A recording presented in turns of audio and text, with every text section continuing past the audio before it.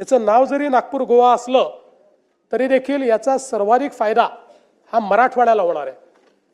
मराठवाड्याचं चित्र हा एक महामार्ग बदलून टाकेल।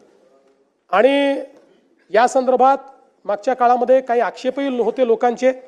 विशेषतः एक आक्षेप होता जो खरा होता की आपण जी अलाइनमेंट फायनल केली होती ती लोकांनी आपल्या लक्षात आणून दिली की सोलापूरपासनं आपली अलाइनमेंट ही जो राष्ट्रीय महामार्ग आहे त्याला पॅरलल जात होती। आणि त्याच्यामुळे ग्रीनफील्ड महामार्ग का बनवतो, नवीन एरिया ओपन अप होतात। ग्रीनफील्ड महामार्गामुळे अनकनेक्टेड लोक त्याच्याशी कनेक्ट होतात आणि तिथे विकास जातो। आणि म्हणून आमचे जयकुमार गोरेजी, अभिजितजी या सगळ्यांची आम्ही चर्चा केली आणि याची सोलापूरपासनं एक वेगळी नवीन अलाइनमेंट आम्ही तयार केली आहे, जी चंदगडपासनं पुढे मग म्हणजे सोलापूरपासनं जाते, मग सांगलीतनं जाते। आमचे जयंतराव पहिल्यांदा सुटून गेले होते शक्तीपीठ महामार्गातनं, आता तुमच्या जवळ आणला आम्ही।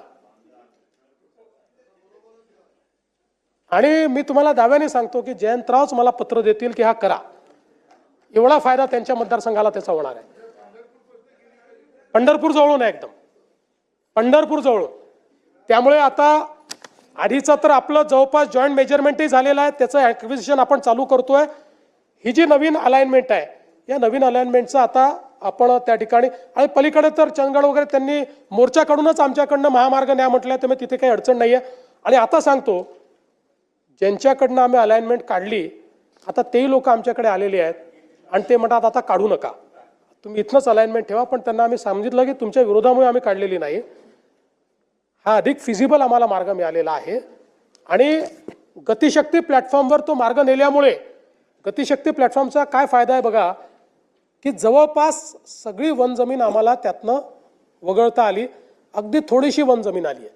त्यामुळे त्याचं परमिशन मिळणं अतिशय सोपं झालेलं आहे आणि खूप मोठ्या प्रमाणात हा मार्ग आपले सगळे शक्तिपीठं तर कनेक्ट करेलच, पण मी तुम्हाला सांगतो की विशेषतः जो दुष्काळी भाग आहे मराठवाड्याचा आणि पश्चिम महाराष्ट्राचा देखील त्याचं चित्र बदलणारा हा महामार्ग ठरेल। याचं काम हे या 2026 मध्येच सुरू झालं पाहिजे अशा पद्धतीनं आम्ही हा प्रयत्न करतो। आपण बघा, या एका महामार्गामुळे आपला जो 18 तासाचा प्रवास आहे तो 8 तासावर येणार आहे। इतक्या मोठ्या प्रमाणात ही कनेक्टिव्हिटी आणि सगळ्यात महत्त्वाचं काय, आपला लूप तयार होतोय।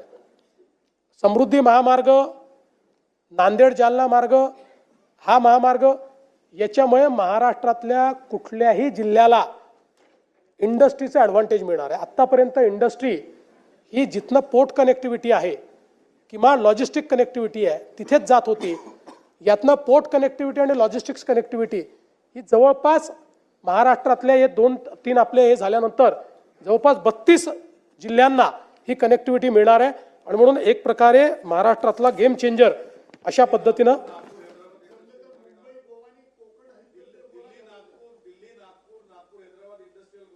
करणार आहे, तो केंद्राने अनाऊन्स केला तो। हो हो, मी जरा काय झालं, थोडा जास्त अभ्यास विदर्भ मराठवाड्याचा करून आलो ना। त्यानंतर एक अजून महत्त्वाचा मार्ग या ठिकाणी मुंबई, कल्याण, लातूर, महाराष्ट्र हद्द हैदराबाद अशा प्रकारचा एक जनकल्याण द्रुतगती महामार्ग आपण तयार करतोय। आता हा जो महामार्ग आहे, आज जर आपण विचार केला तर आपल्याकडे मुंबईहून हैदराबादला जाण्याकरता जो एक मार्ग आहे तो समजा समृद्धी महामार्गाने जालना, नांदेड, निजामाबाद असं गेलो 717 किलोमीटर आहे। मुंबई, पुणे, सोलापूर, हैदराबाद गेलो तर 707 किलोमीटर आहे। पण आता आपण हा जो नवीन महामार्ग करतोय या महामार्गामुळे हे अंतर फक्त 590 किलोमीटर येणार आहे। आणि याचा सगळ्यात मोठा फायदा कोणाला आहे, लातूरपासून मुंबईपर्यंतचं अंतर 4.5 तासाचं होणार आहे। 4.5 तास।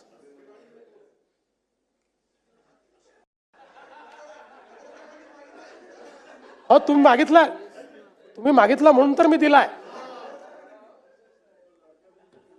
तो माझीही सही करू शकतो ना। नाही, पण तुम्ही हे दिलेलं आहे, पत्र देत होते ते त्यामुळे याची एकूण महाराष्ट्रातली लांबी 450 किलोमीटर आहे. कर्नाटकात 61 किलोमीटर आहे, तेलंगणात 79 किलोमीटर आहे. जवळपास 36,000 कोटी रुपयाचा हा महामार्ग आहे. या महामार्गामुळे ठाणे, पुणे, अहिल्यानगर, बीड आणि लातूर असे 5 जिल्हे या ठिकाणी जोडले जातील. अंतर 130 किलोमीटरने कमी होईल आणि मुंबई ते लातूर प्रवास मी सांगितलं हा 4 तासावर येईल. सगळ्यात महत्त्वाचं काय की हा बदलापूरपाशी येतो. आता बदलापूरला आपण टनेल तयार केला आहे. त्या टनेलमधनं 15 मिनिटात आपण अटल सेतूवर पोहोचतो. त्यामुळे जो व्यक्ती लातूरून निघालेला आहे तो तिथे आल्यानंतर 15